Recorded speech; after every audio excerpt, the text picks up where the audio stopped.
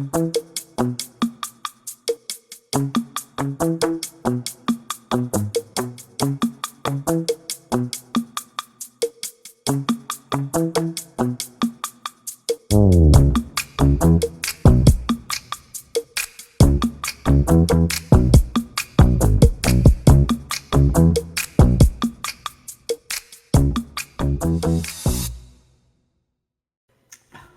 this is Eric Galvez again with the Disability Guerrillas podcast, I guess. So, yeah, I've got a very special guest today, Craig Lustig.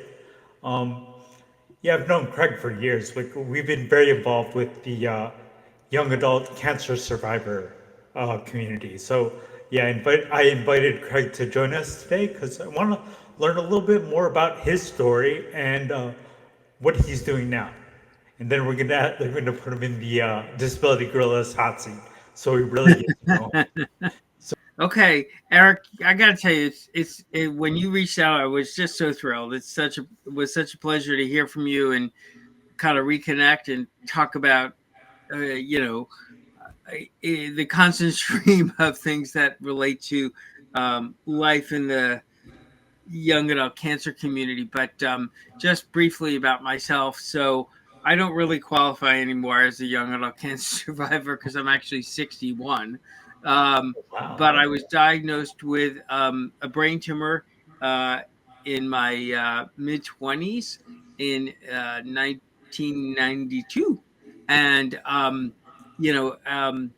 only through some luck and the ability that I had decent health insurance and things like that a lot of folks are familiar with, did I find my way to not only really good clinical care, but actually the ability to participate in a clinical trial. Eric knows, I know that when you have a brain tumor, it's a very, very rare thing. And of course, there are many different kinds of brain tumors, so they're all considered rare. And so there's not a community to immediately connect with and say, where do I go for this and that? So I was treated primarily. I had surgery in New York City at Mount Sinai Hospital, and that was a tough experience, but in terms of the care I got there, just extraordinary. And then I found this clinical trial kind of down the street again in New York City at Memorial Sloan Kettering, where they were attempting to treat my tumor type, which the standard of care, meaning what normally they would do for you, is just give you radiation after surgery. But of course, um, cranial radiation comes with a lot of side effects. And so the goal was to, in this particular clinical trial, to use chemotherapy instead of um, cranial radiation.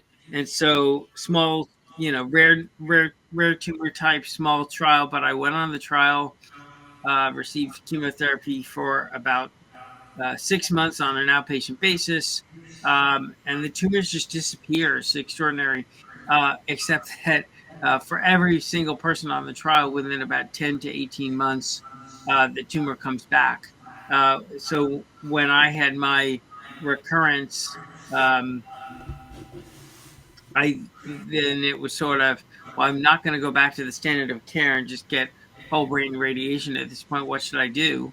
Um, and maybe this is one of my sort of early connections, if you will, with the young adult cancer community. So I had a good friend, and of course at this time there aren't all the resources on the web, but I did have a good friend who was a physician and had access to medical libraries and was looking up information. And he determined that actually my brain tumor was related um, in terms of its, if you will, sort of components to the same kind of testicular cancer, and in particular what Lance Armstrong had. So he figured out how to get us out to meet with one of the docs who treated Lance Armstrong in Indianapolis, and we went out there and we said, you know, what do you think? And should we do? And then I went back to Memorial Sloan Kettering. I had some more chemotherapy, and at that point they gave, and I think is what they kind of did for all of us, um, a low dose of radiation to where the tumor um, had recurred, and that was the magic formula. And so now, if you are an adolescent or young adult diagnosed with this tumor and it's caught early enough and it's caught by the right person and they know what they're doing, you can actually avoid surgery altogether. You would go for a course of chemotherapy, and then they could give you some radiation as, if you will, that kind of insurance policy. And then you kind of go from there in terms of what may have been the effects of the tumor, what it may have done to other functions in your brain, and just to transition. So in my case, the one of the tumors I had during about my 2+ years of treatment, um, was pressing on my pineal gland, and then one was pressing on the pituitary gland, which is like right between the eyes there. And the pituitary gland controls all sorts of functions in your body. And so for the last 30+ years, I have been on a regimen of replacement hormones that I take every single day, and I am try to be good friends with my endocrinologist, um, and it's kept me going all these years. So, and I have a range of other side effects as well, but that's the basic story of my treatment. Actually, can I ask you a couple questions first? Like, Of course, I'm curious. Like, did you find a lot of other young adult survivors at the time? I know this was like what you said 30 years ago. yes. So the answer is no, and in my case, well, this is still the case. So I currently work at a cancer center, but when you're diagnosed with cancer, it's either categorized as you have an adult type tumor or you have a pediatric or childhood type of tumor. There's no such thing in most cases. It's rare. There are a couple of places in the country where they do this, but um, they don't have something called the the clinical care suite or something for the young adult cancer patients. And so the majority of my care was actually in pediatrics. Um, Okay. and more of that's evolved, but I would say still largely because the population, just the total number of young adults who get cancer, while it's been increasing, unfortunately, it's still relatively small compared to the larger population of older adults who get cancer. And so, with rare exception, if you're a young adult, it's really going to depend on the type of cancer you have, and then it'll be determined where you get treated. Okay. Now, can I ask you, like, why did they lump you in with the young adult survivors? Like, I got lumped in at the time with the geriatric, but I was Right. just curious. How did they categorize you as a A pediatric pediatric patient? patient. Yeah. Well, in my case, it was about, and I think this is a philosophy that I really believe in, which is who's got the best expertise, right? So you want to go to, if you will, what is in a medicine or anything else in life? It's practice, practice, practice. You want to go to the the doc and the team who have the greatest experience with your tumor type. And in my case, and also because that's where the clinical trial was, that was in pediatric I oncology. see. Okay. Gotcha. But I will tell you that it was, I don't know if what the right word is, maybe peculiar, if nothing else, Yeah. that on a fairly regular basis, because I was going initially for outpatient chemotherapy, later on having to go inpatient for other reasons. But, and I was working in advertising at the time. So I'd be like in my business clothes. And then, you know, at the end of the month, I would have to go sit in my business clothes in the pediatric oncology Okay. clinic, which would have like the game room and Yeah. toys, and it was weird. Wow. Yeah, I bet.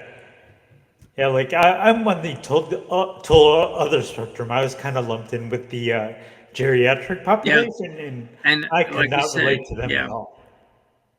yeah. So I was stuck in peds. Um, you were stuck in the adult service, right, as they call it, probably.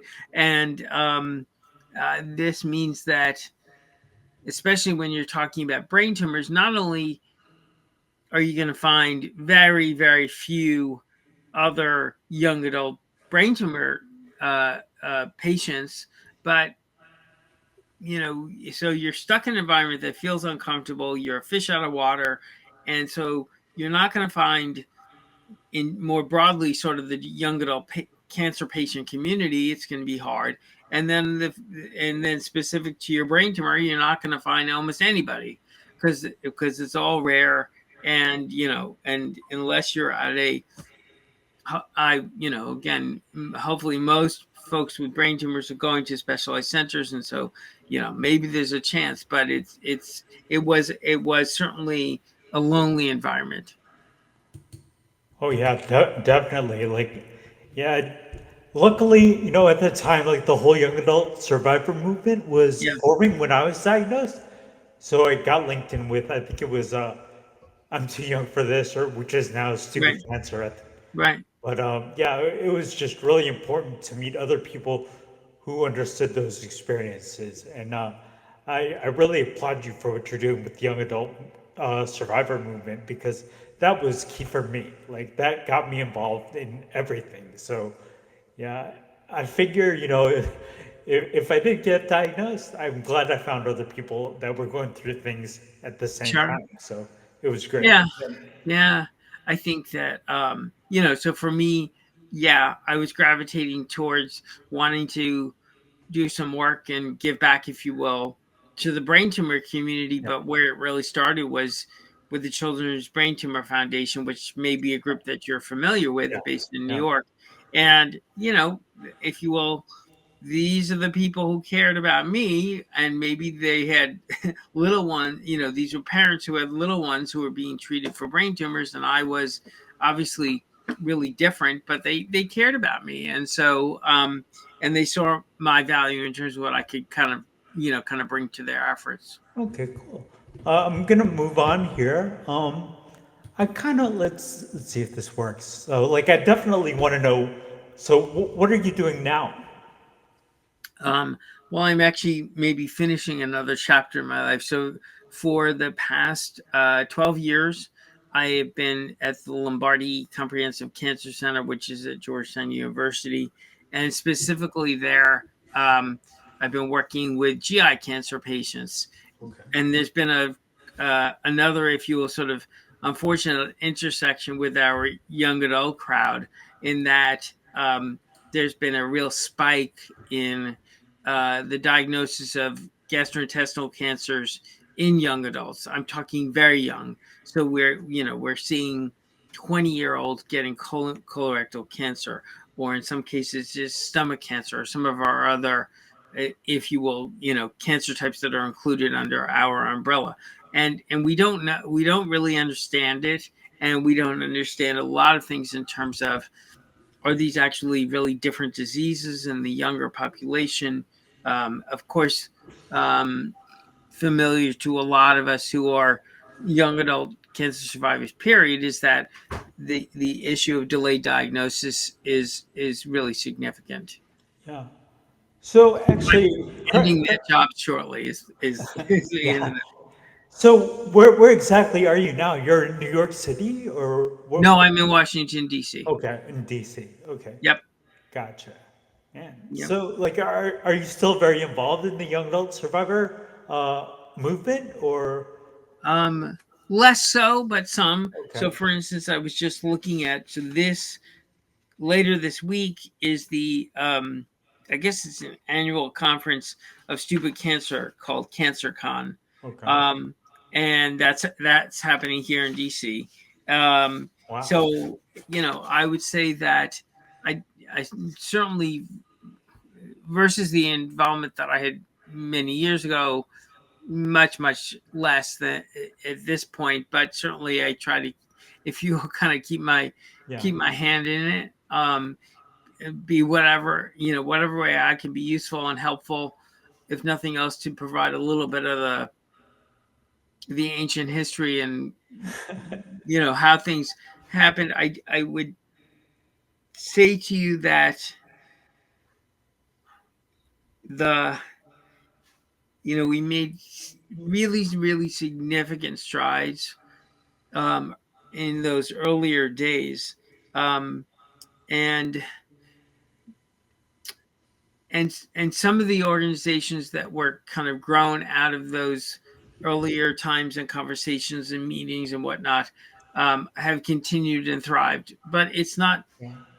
maybe I wouldn't say I was disappointed, but it sort of countered my expectations. I really thought there would have been a more robust kind of um, advocacy community, specifically in the AYA space.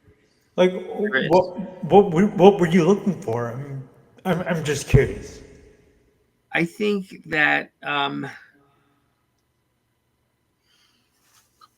maybe it's a so there are groups like Stupid Cancer, obviously doing really important things around kind of community building. Um, I think that, and maybe it's my experience of working at a cancer center. I think um, some of the support services and things like that that may be available for more broadly for large, cancer communities that are larger, whether that's the breast cancer community or if it's the lung cancer community. There just aren't that level of sort of service and connection. You can find the groups like Stupid Cancer, and they are doing really important work, but it's just more limited. Yeah. Okay. Yeah, because like I remember like when I was in the young adult survivor community, I lost like I think like two or three friends in a span of like 3 months. So like I'm kind of hoping that I kind of got burned out just because like of losing so many friends in such a short period of time, and Hmm. I've kind of been moving away from that, but I'm kind of being drawn back in. So like there's definitely a need, but I'm just curious, like, what do you think needs to be done to help that population? Uh, It's a good question, and I should have prepared for it, but I didn't. Okay, But it's all good. I'll give you a couple of top of my head thoughts. I think um, that maybe there almost needs to be an assessment of the community and what are the patient Yeah, needs. How are they different? Let's define it. And there's literature out there and studies that have been done. Sort of revisiting though. Um, kind of again, sort of what's the review of the literature and what other things do we know? How these things have changed. I don't know the answer. Let's say to yeah, say how have things changed for young adult cancer patients uh, 30 years ago when I was being treated versus now. yeah, Some of it, of course, is about how treatments have changed, sciences, yeah, events, and all exactly. that. But I Yep. think almost whatever you want to call it, an environmental scan of like, hey, where's this community at? Yeah, Are people still very lost in the wilderness? Are they getting the services they need? What are we doing about issues like delayed diagnosis? yeah, Um, are the is our cancer care system really able to deliver the kinds of other, if you will, kind of non-medical supports that this community needs because they're different yeah. than the average cancer Oh yeah, patient who yeah, walks in the door.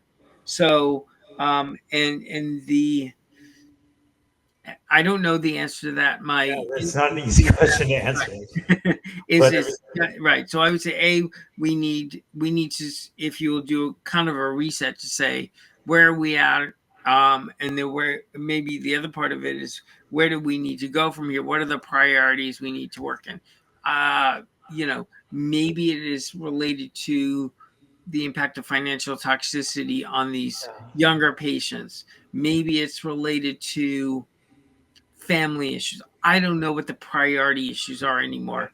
right, And I think when we did this work earlier on, easily 20 plus years ago, um, we were simply just, again, I think trying to find a community, build a community, can right. bring people together because everyone was so disparate. Again, because just in terms of the absolute numbers, there are not as many um, young adult patients as there are in the older adult Right, cancer right. community. So it's just harder to have, and maybe that's another issue, which is like, Yeah. how do you build and sustain a community for these folks? What happens when you go from being a 30-year-old cancer survivor, Craig Lustig, and now you're 60, Yeah. and I would love to be connected and help, but like, what's my relevance to that person who was diagnosed at the age of 24, 27, 28, 30? And Yeah. I don't know. Yeah. I So I mean, just asked you, I gave you a bunch of questions back to your question, which is probably not helpful. no, it makes total sense. Okay. Like, yeah, I think in terms of the social support, the young adult survivor community is very, very strong. But now we got to move into the scientific and kind of this is kind of where the rubber hits the road, and like we need to start focusing on the actual science of things. So Yeah. I think it's moving in the right direction, but it's just taking a very long time because these diseases are very, very different. So like they're very complex. So it's going to take some time, but I think there is potential there. And what do we do? Let's say with the patients that we're seeing in let's say the GI cancer environment, where suddenly we have this spike in patients diagnosed with GI cancers at a much younger age. I don't think that we ever had that conversation Yeah. earlier on, because that particular, what do we want to call it, sort of cohort of young adult patients didn't exist. That's Right. something Right. that's only been happening over the past couple of decades. So, Yep. there's a lot of important questions that need to be asked and discussed. Yeah, that's the thing with the breakthroughs in science and technology. We're just going to bring up more problems and more issues that we need to deal with. So, Right. yeah. I mean, I think the one thing is that connectedness is easier to Oh, do now, right? So yeah. if you and I said, let's go out and whatever, collect 10 of our Yeah. young Yeah. adult, from whatever age they are, let's go out and collect 10 of our, young adult pals from the past, and just send them down and say, let's powwow. We could do that in about, half an hour, I'm sure. Yeah. But yeah, so it's a lot easier to get people together. But again, it's a small community. Yeah. Totally agree with you there. I'm gonna shift gears a little bit. Yeah, I'm gonna put you on the Disability Guerrillas hot seat. yeah. Craig Lustig, are you ready to enter the hot seat now? Let's see. What is your personal theme song? I'm there's a song by Pink. I can't remember the name of it. Raise the glass. Right. I'm gonna ask you the next question here. Yep. So, who is your personal hero or heroes? Right now, I have a friend who has been going through some job stuff as I have. Her name is Ivy Ahmed, and she's my personal hero right now, because she has been not just sort of kind and supportive, but she's been really thoughtful and solution oriented. And so, like, right now, she's my personal hero, because is she's on my side, but she's helping me to be kind of solution oriented. Okay. That's a long-winded answer. I'll go Sounds with good. Ivy. What is your favorite hobby? Singing. Singing, really? Hmm. Like what I kind of belong to a couple of different choirs over time, and yeah, really? I enjoy singing. I didn't know that. Yeah, yeah, yeah, yeah. How long have you been doing that? Huh? How long have you been doing that? Let's see. Well, I sang in college with an a cappella group, Really? um, and then since then, for a number of years, I sang with the Gay Men's Chorus of Washington. I sang with the choir at my synagogue, a couple of different places. I sort of come and go from where, when I have time and all that. So yeah, I've been singing in a while. So did you have any solos or like I don't I'm know not. if you do I'm this, not. but I'm not a solo guy. I enjoy okay. just being part of the choir. I've always said, like, maybe I'll be reincarnated as somebody's backup singer. Okay. I don't know for you, but I sang in an a cappella group in college also. So, Oh, really? Huh. which is kind of weird because We're like gonna have to I compare notes never, about I, that one. yeah, like I never sang before And in that's college, actually, but so yeah, I'm really, I this is a thing I can say I'm really proud of. I actually helped to start my a cappella group at college. really Yeah, cool, yeah. very cool. I've now been around for close to 40 years. Do you guys have any recordings or anything? Yeah, yeah, yeah. I'll send it to you. Okay. I'm pretty sure they got a YouTube channel and stuff. Yeah, it was pretty funny for me. Like, I'm your typical jock guy because like I used to play a lot of sports in high school. So like when my friends from high school found out that I was in an a cappella group in school, it was just funny because like I mean, totally out of the yeah, out of the stepping out of the box for me. So pretty weird. good for you. But yeah, like we used to sing like pop songs, Yeah. like a lot of R&B, like Oh, 90s okay. That's R&B very and cool. stuff. So yeah, honestly, the only reason we did it was to like, woo girls. So it was kind of a funny thing. Just get a bunch of group of guys together and just Yep. sing to a girl and embarrass her. So, it was a lot of fun. But hold on a second. Let me, right? In mathematics, what is an integer? Okay. I was pretty good at math. Yeah. It's typically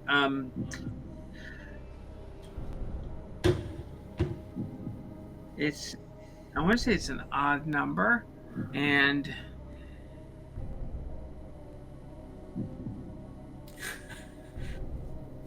that's a prime number. I'm thinking about numbers that can't be, divided by. You got me on the spot, and I Okay. don't know. All right. Sorry. Integer is a number that is a whole number that Yeah. is not a fraction. Oh, So there you that's go. straightforward enough. Yeah. Okay. All right. Next question here Yep. is coffee or tea? Mostly coffee. Coffee. Like, do you make it yourself or do you go out and get it? Well, because I've been working from home telework for 5 years, I mostly make it myself, and because somebody gave me a bunch of espresso, which I hadn't previously gotten into making espresso. Then I had to buy myself a little like baby espresso machine, and I've been making espresso, which I enjoy. And you don't know this, didn't know this about me. So before like brain tumor and cancer life, what did I do? I worked in advertising, and I worked on the Folgers coffee account at one of the agencies I worked at. And so what you learned is that so the more you roast a coffee bean, this is way off topic. The more you roast the coffee bean, actually, so it gets um, stronger, if you will, but the amount of caffeine in that bean goes down. So, like the coffee itself is stronger, the caffeine content is less.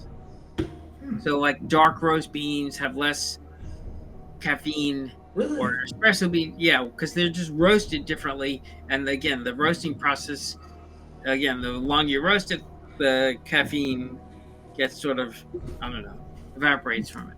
Interesting. I had no idea. I didn't know that. Yeah. Oh, wow. Okay. Learn something new. Cool. Okay. All right. Next question here. By the way, there are 20 questions, so Oh yeah. gosh. But what is your favorite website? Um, this is a really cool podcast that I've been listening to called Throughline, and the cool thing about it, at least for me, is that every episode is kind of long and it's divided into three parts. And they look back, they take some whatever the topic is, but they look way back at the history of that topic. Um, so I don't know, like they did something on ketchup, but Okay. they went back in time to learn about like, well, ketchup really was a development of out of something called fish sauce, and there were other things, and sometimes it's much more serious than a discussion of ketchup. But or they'll talk about like, I don't know, how did we get the US tax system, and like why did we start taxing this versus that, and why did we tax, where did this all come from? So it's a really great website where you kind of always engages me is learning about the history of whatever the issue is, because otherwise I just um, yeah, you can hear what's going on now, but you have no context for it. Okay. Next question here Yeah, is what is the best movie snack? the popcorn for sure. Okay. I didn't want And to be and biased. popcorn with light butter. I don't like a lot of butter personally. See, that's the thing. Like when I get popcorn at a movie theater, I'm pretty much like halfway done with it before the movie even starts. That's true. That's why I stay away from popcorn. That's true. Okay. Next question. Magic. Do you think it's cool or is it not cool? I'll go with cool. Yeah, yeah. Like I like who's the best magician? it. Depends on the magician, but when it's done right, and when Okay. it's very cool. Okay. Cool. All right. Okay. Okay. Next question here. What is the capital of Oregon? I don't think it's Portland. Nope. Have you been there? Have you been to Oregon? No cheating. No. But then I was thinking about like Bend. I'm thinking of other places in Oregon. Salem? That's right. You got Oh, it. Salem. okay. Very good. Okay, next question here is what is your favorite childhood memory? Okay. So because I am old enough and have a very, very like faint memory of this, but the when the astronauts landed on the moon Oh, for okay. okay, we had one TV in our house, antenna only, black and white, and I have this faint memory of my parents waking me up, and maybe I don't know, maybe I was 5 or something, um, and to go and watch not just the landing, but like actually the astronauts walking on the moon. Oh, that's cool. Wow. Yeah. Okay, let me get to the next question here. So, do you like movies or TV shows better? Which do you prefer? I'm gonna go with TV shows. Do you, like what's your favorite TV show right now? Well, I generally people think this is strange, but and my husband I think cringes when I talk about this. So like I kind of like shows where there are serial killers. Okay, okay. Okay. And then the other part of it is I kind of like British shows with serial Ah, killers. So okay, the problem is like at one point I was just like getting into too many. So like first it was the serial killer show took place in England, in the UK, right? But then it took place in Scotland, and I could only understand like half of what they said. It was okay, sort okay. of like the closed caption. And then at some point, I found a serial killer show that took place in the Shetland Islands, and I could understand 10% of what they said at best. Yeah, that's Okay. okay. All right. The serial killers, it is for me. Oh, gotcha. Okay, so I found out you're a singer. So in karaoke, are you give me the mic or let's go home? I'm because I'm I'm not an outgoing person. Like I tend to be a little bit, like the quiet guy in the room. So if you said to me, "Okay, you and I together are going to go up there and give us the mic," I'll do that. Okay, so let me ask you this then. So then, what's your go-to song in karaoke? It might be like an old school song, like Foreigner or Okay, Journey or one of gotcha. those. I have to think about that. Okay, All right. okay. So next question here: dogs or cats? Dogs. I'm Dogs. like super allergic to cats, so Okay. they tend to like me, and unfortunately, I don't like them. Okay. Great. Fair enough. Okay. Next question: eating out or delivery? Hmm. Eating out. Eating Yeah, out? I think eating out because it's if you if you're eating out with family or friends, and it's a way to sort of be with people. It's a good way to socialize and try new things. And I'm a terrible cook, so Okay. I guess yeah, delivery comes second. If Okay. I'm having it, look, if I'm having a night at home watching my serial killer Yeah. show, the delivery is Okay. great. Okay. All right. Next question. Mobile phone or tablet? Mobile phone, Mobile phone. Okay. yeah. All right. Next question. Pineapple on pizza. That is a Yes or no? criminal thing and should not be done. Should not be That yes, that should be an arrestable offense, I would say. done. Are you from the East Coast or? I am from New Okay. York originally, and so Okay. Gotcha. Okay. yeah, pineapple on pizza is like if you walked into any of the decent pizza places near where I grew up and said put pineapple on my pizza, maybe these days they would do it because, but yeah, oof, never ever heard of No. that. No go. No, no, Gotcha. Okay. no. Gotcha. All right. Next question. Smell of fresh cut lawn or cookies? Cookies, Cookies? yeah. Yep. Yeah. I could go either way with that. Okay.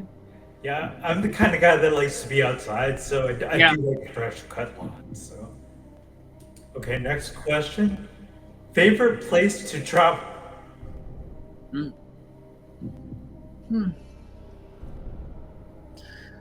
Uh, that's so hard. Favorite place. I gotta pick one place. Well, the place I've been a couple of times in the last few years that I've just loved is Spain. Yeah, Spain has been wonderful. like We Madrid. took my son there last year during his spring break, and we all Oh, had a great time. I've been okay. there a little bit for work over the years. Like Madrid is just this extraordinary city. It functions so efficiently. It's incredible. Their public transportation is great. The food is great. The people have Yeah, just a zeal for life. Nice place. cool. So, two more questions. One of them is tell us anything we didn't know. Just anything. Um,